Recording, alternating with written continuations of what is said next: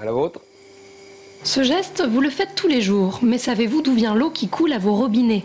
Pour le comprendre, direction l'île aux Carres, le principal site de production d'eau potable de la ville de Tours, dont l'exploitation a débuté il y a 120 ans.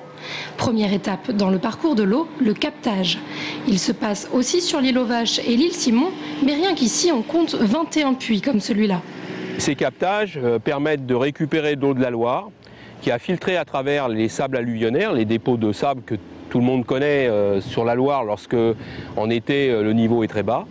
Et c'est cette filtration naturelle qui permet déjà d'obtenir une eau d'excellente qualité. Déjà potable sur le plan bactériologique, l'eau est acheminée vers l'usine de traitement par des galeries. Objectif principal, éliminer le manganèse présent dans l'eau, un élément non dangereux mais gênant puisqu'il forme des dépôts noirs au contact de l'air. On va d'abord oxyder l'eau avec un oxydant puissant qu'on appelle l'ozone. Et on va former en fait la réaction que j'ai ici dans la bouteille.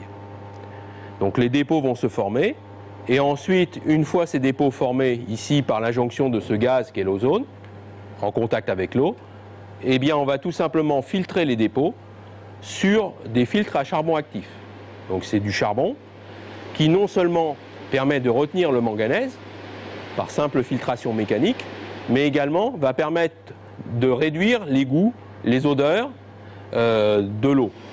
Dernière étape du traitement, chloration de l'eau afin de la désinfecter et d'empêcher que les bactéries ne s'y développent.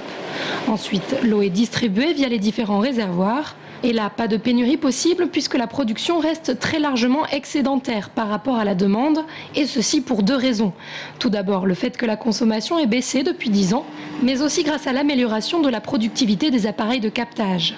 Ainsi, un puits peut fournir jusqu'à 350 m3 d'eau par heure, et la consommation moyenne de la ville est de 28 000 m3 par jour.